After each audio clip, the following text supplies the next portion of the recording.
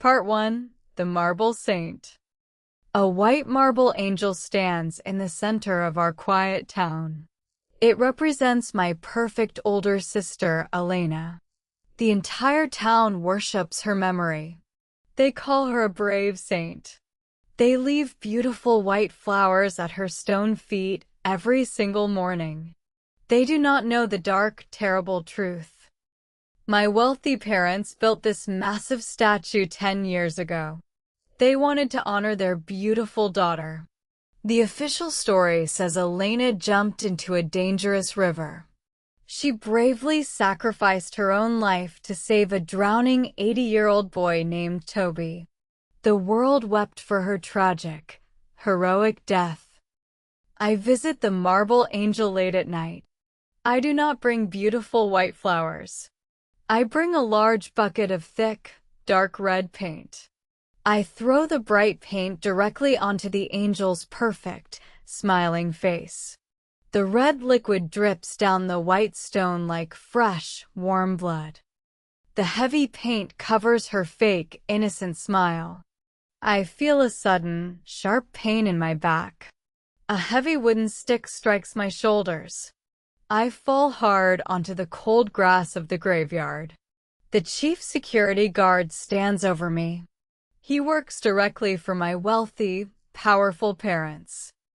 He raises his heavy stick and hits me again. My ribs crack under the brutal force. He kicks my stomach, calling me a disgusting, jealous monster. He tells me I am a terrible insult to my perfect sister's memory. I do not fight back. I just lie in the dirt. I look up at the marble statue. The red paint looks perfectly beautiful in the moonlight. I taste warm blood in my mouth. A loud, crazy laugh escapes my lips. The guard hits me harder, thinking I am completely insane. Let him believe it. The madness is my only shield. My parents formally disowned me the very next morning. They threw my clothes into the street. They told the newspapers that my heart was full of dark, ugly jealousy. They banished me from their perfect world. They chose to worship a cold stone angel instead of loving their living child. I walk away from the grand mansion with absolutely nothing. My body hurts terribly, but my mind is clear. The red paint on the grave was not an act of jealousy. It was a silent scream of absolute anger. It was my only way to fight a massive, beautiful lie. Part 2. The Town Scum. I live in a broken, rusted trailer at the edge of the town junkyard. I survive by collecting old metal and plastic bottles. The townspeople look at me with pure, intense disgust. They spit on the ground when I walk past them. I am the ultimate scum of the earth. I accept their cruel insults in absolute silence. I wear dirty clothes and hide my face under a dark hood. The cold nights in the junkyard are incredibly lonely and freezing. But I am never completely alone. Someone always visits me in the deep, quiet shadows of the night. I wake up and find a small, warm plastic container outside my door. It is filled with hot food and basic medical supplies. A tall, quiet teenager stands a few meters away, hiding in the dark. It is Toby. He is now 18 years old. Toby is the boy from the river. He is the famous survivor. He owes his entire life to my sister's supposed heroism. My parents treat him like a precious treasure. But Toby does not look at me with hatred. He looks at me with deep, overwhelming sorrow and guilt. He never speaks a word to me. He just leaves the food and walks away quickly. I watch him from my dark window. I notice a very strange, disturbing detail about his behavior. His daily walk home forces him to pass the central graveyard and the marble angel. Whenever Toby walks past my sister's statue, His entire body trembles violently. He does not look at the marble face with love or deep gratitude. He lowers his head, covers his ears, and runs past it in absolute, blind terror. The stone angel brings him pure, suffocating fear. The town believes Toby is just traumatized by his near-death experience in the river. They think he is crying for the brave girl who saved him. But I know the real reason behind his shaking hands. Toby knows the exact same dark, bloody secret that I carry in my heart. We are bound together by an invisible, terrifying chain. He brings me food because he knows I am suffering for his safety. I eat the warm food in the cold trailer, preparing for the next day.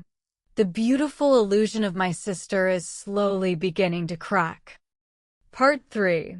The Suffocating Kindness. My wealthy parents invite the local press to their grand mansion. They make a massive, emotional announcement on live television. They declare their intention to fully adopt Toby into our powerful family. They want to pay for his college and give him my empty bedroom. They smile brightly for the cameras, wiping fake tears from their eyes. They call Toby the living legacy of their precious Elena. They want to fill the empty hole in their hearts with the boy she supposedly saved. It looks like a beautiful, generous act of pure kindness. I watch the news broadcast on a broken, old television in the junkyard. I see Toby standing next to my father. My father places a heavy hand on Toby's thin shoulder. Toby's face turns completely pale. His eyes widen in absolute panic. He suddenly leans forward and vomits onto the floor. The cameras cut away quickly. The news reporters blame the incident on Toby's overwhelming emotional stress. But I recognize the truth immediately. Toby is suffering from severe post-traumatic stress disorder. The mere touch of a person sharing Elena's bloodline sends him into a state of total, paralyzing panic. My parents are slowly suffocating him with their dark, twisted kindness. They want to trap him inside the mansion. They want to turn him into a permanent monument to their dead daughter. If Toby moves into that house, his fragile mind will completely shatter into a million pieces. I cannot let them destroy his life. I grab a heavy, iron sledgehammer from the scrap pile. I walk directly toward the wealthy part of town in the middle of the bright afternoon. People scream and run away from me. I march straight toward my parents' grand, perfect mansion. I swing the heavy sledgehammer with all my angry strength. I smash the beautiful, expensive glass doors of the mansion into tiny, sharp pieces. The loud crash echoes through the quiet street. The security guards rush out, grabbing my arms and throwing me violently to the hard ground. I struggle and shout like a wild, dangerous animal. My parents step out of the broken doors, looking at me with pure, intense hatred. I want them to focus all their anger on me.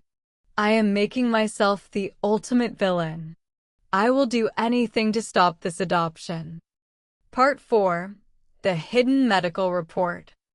My father walks slowly toward me. His face is twisted with cold, absolute rage.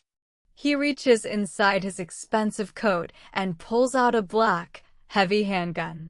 He points the cold metal barrel directly at my forehead. The security guards step back, terrified by his sudden, deadly violence. "You are a disgusting, pathetic mistake," my father whispers, his voice shaking with pure hatred. "You destroy my home because you are jealous of your sister's perfect light. You are a jealous, hateful rat." I stare directly into his angry eyes. I do not offer a single word of defense. Toby is standing behind my father. The boy is crying silently, completely paralyzed by fear. I look past the gun and meet Toby's terrified eyes. I subtly reach into my dirty pocket. I pull out a small, crumpled piece of paper and drop it near Toby's trembling feet. The note contains a simple, urgent message. Leave this town immediately tonight. They will eat you alive. I want Toby to run far away from this toxic, dangerous family. My father presses the gun harder against my head. He is dangerously close to pulling the heavy trigger. Suddenly, a guard grabs my arm and pulls me up roughly. My old, dirty shirt tears open completely at the shoulder. The bright sunlight exposes my bare arm to the entire crowd. Deep, ugly, twisted scars cover my skin. They look like old, violent stab wounds from a sharp object. My mother gasps loudly and looks away. She knows exactly where those terrible scars came from. When we were children, Elena stabbed me repeatedly with a sharp metal fork. I had simply touched her favorite doll. Elena was a violent, cruel child. But my parents always ignored the truth. They lied to the doctors. They called it a terrible accident caused by my own clumsy behavior. They protected their perfect daughter and let me bleed in silence. The scars are permanent, ugly proof of Elena's true nature. But my parents choose to remain completely, willfully blind to reality. My father lowers the gun slowly. He orders the guards to throw me back into the street. He tells me he will kill me if I ever return to his beautiful house. I walk away, bleeding and bruised. I hope Toby reads the note. I hope he finally runs away. Part 5. The Failed Escape. A massive thunderstorm hits the town that night. Heavy rain turns the junkyard into a cold, muddy swamp. I sit in my dark trailer, nursing my bruised ribs. Suddenly, my thin door crashes open. Toby stands in the doorway, completely soaked by the freezing rain. He is sobbing uncontrollably. I cannot do this anymore. Toby screams over the loud thunder. I cannot live in their house. I cannot look at her statue. I am going to the police right now. I will tell them the whole truth. I will clear your name completely. Panic explodes in my chest. No, Toby. I shout, grabbing his wet shoulders. You cannot tell anyone. They are too powerful. My family has deep connections with dangerous, violent criminals. If my parents discover the real truth about Elena's death, they will not forgive you. They will destroy your entire family. They will torture you and kill you to protect her perfect, saintly image. I try to explain the massive danger, but Toby shakes his head wildly. He is completely broken by the guilt. He turns around and runs toward the muddy junkyard exit. I chase him through the heavy rain. I hear the sound of car engines roaring in the distance. Dozens of black, expensive cars suddenly surround the junkyard. Bright headlights cut through the dark rain. My father and his armed security guards step out of the dark vehicles. They followed Toby here.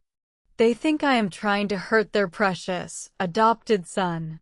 Toby turns to my father, ready to shout the dark secret. I have only one terrible option left to keep him quiet. I must become the violent monster they already believe I am. I raise my fist and punch Toby hard across the face. He falls into the deep mud, completely unconscious. My father screams in anger. The guards rush forward and tackle me to the ground. They press my face deep into the cold, wet dirt. I taste mud and rain. I saved his life by breaking his jaw. I watch the guards carry the unconscious boy gently into the warm car. They tie my hands tightly behind my back with rough rope. The escape plan has failed completely. The final, terrible judgment is finally arriving in the dark storm. Part 6. The Devil at the Riverbed. The guards drag me roughly toward the central graveyard. The rain washes the mud from my face. My mind flashes back to that terrible, fateful day 10 years ago. I remember the rushing river and the bright, warm sunlight. I remember the exact moment the massive lie was born. Elena was wearing a beautiful, expensive white silk dress. She looked like a perfect, beautiful angel. Toby was an 80-year-old boy playing near the muddy riverbank. He slipped on a wet rock. A small splash of dirty mud landed directly on the bottom of Elena's expensive white dress. There was no accident. There was no heroic rescue. Elena did not jump into the water to save a drowning child. She walked slowly into the shallow river. Her face was completely blank and terrifyingly calm. She grabbed little Toby by his hair with cruel, shocking strength. She pushed the small boy underwater. Toby kicked and struggled violently, gasping for air. Elena just smiled. It was a cold, sick, and perfectly evil smile. She was a true sociopath. She was drowning an innocent child simply because he ruined her beautiful piece of clothing. She enjoyed his pain. I ran down the hill, screaming in absolute horror. I crashed into the freezing water. I tackled my older sister with all my strength to save the dying boy. Elena lost her balance. She slipped on a smooth rock and fell backward. Her head struck a massive, sharp boulder. A dark cloud of blood spread through the clear water. She died instantly. I pulled coughing, crying Toby to the safe riverbank. I saved his life, but I killed the golden child of our powerful family. I knew my parents would never accept the truth about their beautiful daughter. If they knew Toby caused the mud stain, they would murder his entire family in pure revenge. They needed a hero. I made a rapid, desperate choice. I told them Elena died saving him. I built the beautiful lie to protect an innocent boy from my parents' terrible, violent wrath. The dark truth is permanently buried at the bottom of that river. Elena was an evil, murderous devil. I am the actual hero who saved the child. But reality does not matter in this town. Only the beautiful, fake marble statue matters. The truth is too dangerous to speak. Part 7. The Sinner's Shield. The guards throw me onto the wet grass in front of Elena's marble statue. The heavy rain washes the old red paint away. My father stands over me, holding his black gun. His face is a mask of pure, murderous rage. He is ready to end my life tonight. Toby is awake now. The guards are holding him back. He is crying, his mouth bleeding from my violent punch. I look directly into Toby's eyes. I give him a sharp, warning look. I need him to remain completely silent. He must not confess the truth about the river. I must draw all the anger toward myself. I look up at my father and laugh loudly. It is a cruel, mocking laugh. You are completely pathetic. I shout over the thunder. She was not a saint. I threw the red paint because I hated her perfect, disgusting face. I am actively feeding their false narrative. I embrace the role of the jealous, evil sibling. I hated her because you loved her more. I scream, spitting rain and blood onto the grass. She was a fake, and you are stupid for worshipping a piece of cold stone. My father's face turns bright red with absolute fury. He kicks me hard in the stomach. I cough violently, gasping for air in the mud. The plan is working perfectly. He is not looking at Toby anymore. He is focused entirely on punishing the sinner who insulted his precious angel. I am acting as a human shield. Every kick and every insult I take guarantees Toby's safety. I will die in this graveyard tonight, but the boy will survive. I close my eyes, ready for the final, fatal gunshot. I have played my terrible, dark part perfectly until the end. But the situation suddenly changes. I hear a loud, desperate scream. Toby breaks free from the surprised guards. He runs forward and throws his body between my father's gun and my bleeding body. He refuses to hide behind my painful sacrifice anymore. The ultimate truth is breaking free. Part 8. The Real Enemy. Toby stands bravely in front of the cold gun. He is shaking, but his voice is incredibly loud and clear. "Stop it!" Toby screams, tears mixing with the heavy rain on his face. He is not the monster. Your daughter was the monster. She tried to murder me. The absolute truth finally rings through the dark graveyard. She held me underwater. Toby cries, pointing a shaking finger at the marble angel. She wanted to drown me over a dirty dress. He saved my life. He pushed her away. She fell and died because she was a murderer. The terrible secret is completely exposed. I expect my father to collapse in shock. I expect him to cry or drop the heavy gun in disbelief. But his reaction is completely wrong. His face does not change. His eyes become incredibly dark, cold, and terrifyingly calm. I know. My father whispers. The words cut through the rain like sharp ice. His quiet confession freezes the blood in my veins. You knew? I ask, my voice trembling with absolute horror. My father looks down at me with pure, unapologetic evil in his dark eyes. She was my own flesh and blood. My father says coldly. I saw the dark violence inside her when she was a child.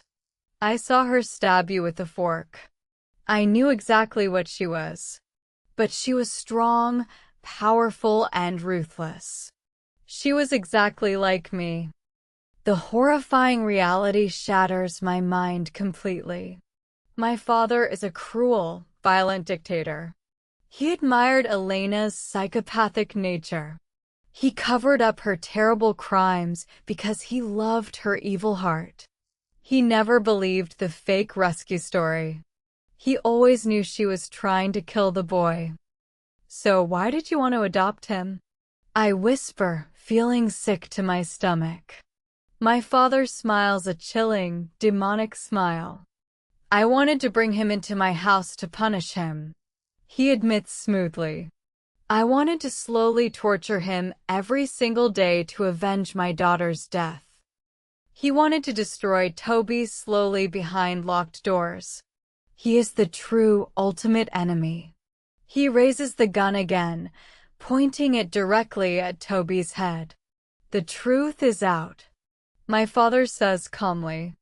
Now, I have to kill you both and bury you deep in the mud. Part 9. The Secret Under the Red Paint. My father prepares to pull the trigger. Toby and I are completely trapped.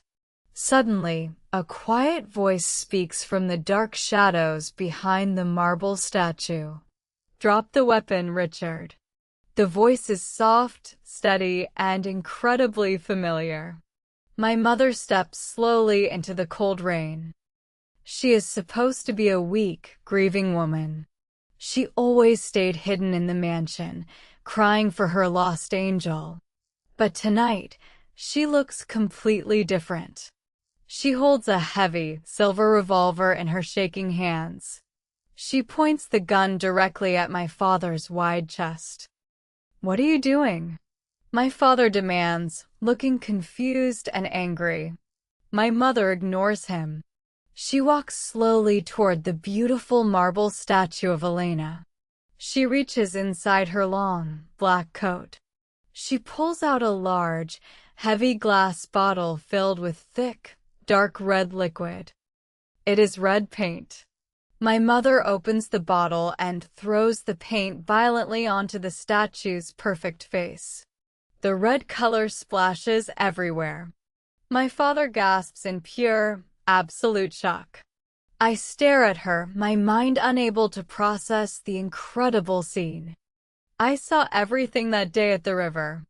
My mother whispers, crying heavy, painful tears.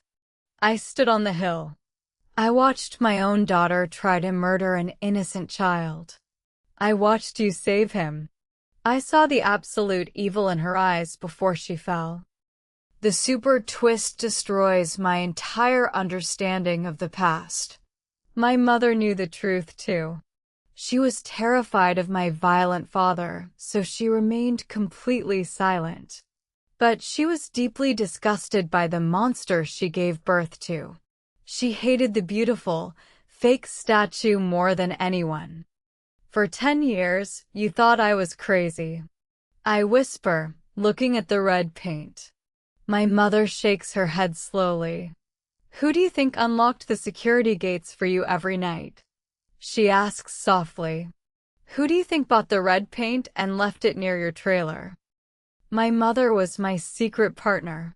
She could not speak the truth, but she silently supplied me with the tools to destroy the fake idol. We were bound by the same terrible disgust. The vandalism was our shared, desperate scream against a family built entirely on blood and lies. Part 10. The Fall of the Idol. My father screams in absolute, uncontrollable rage. He sees his wife destroying the perfect image of his beloved, evil daughter. He raises his gun, aiming directly at my mother's chest. He is willing to murder his own wife to protect a broken, dirty piece of stone. The loud crack of a gunshot echoes through the graveyard. But my father does not fire. My mother pulls the trigger of her silver revolver first. The bullet strikes my father directly in his right shoulder. He drops his weapon and falls backward into the deep mud, screaming in pain. My mother turns the gun and fires a second shot directly at the marble statue. The heavy bullet strikes the angel's face. The pristine white marble shatters completely into 1,000 sharp pieces. The fake, holy idol is permanently, violently destroyed. The illusion is finally dead. Bright red and blue lights suddenly flash at the graveyard gates. Police cars rush onto the wet grass. Toby had secretly sent a text message to the police before running to my trailer. Armed officers surround the area quickly, arresting my bleeding father and his confused security guards. The nightmare is finally over. The police take my father away in heavy handcuffs. He will spend the rest of his miserable life in a dark prison cell. My mother drops her gun and falls to her knees in the mud. She hugs me tightly, crying and apologizing endlessly. I hold her close, forgiving her completely. The rain slowly stops, and the dark clouds begin to break apart. A soft, warm light begins to touch the edges of the dark sky. The heavy burden of a 10-year lie is finally lifted off my tired shoulders. The next morning, the town reads the true story in the newspapers. They learn about the psychopathic girl and the heroic brother. The broken pieces of the statue are cleared away, leaving an empty space in the grass. The red paint is finally washed away by the morning sun. I do not return to the junkyard. I walk away from the graveyard with Toby by my side. I am no longer the scum of the town. We walk quietly toward the bright, rising sun, leaving the dark ghosts and the ruined graves behind us forever. We are finally free.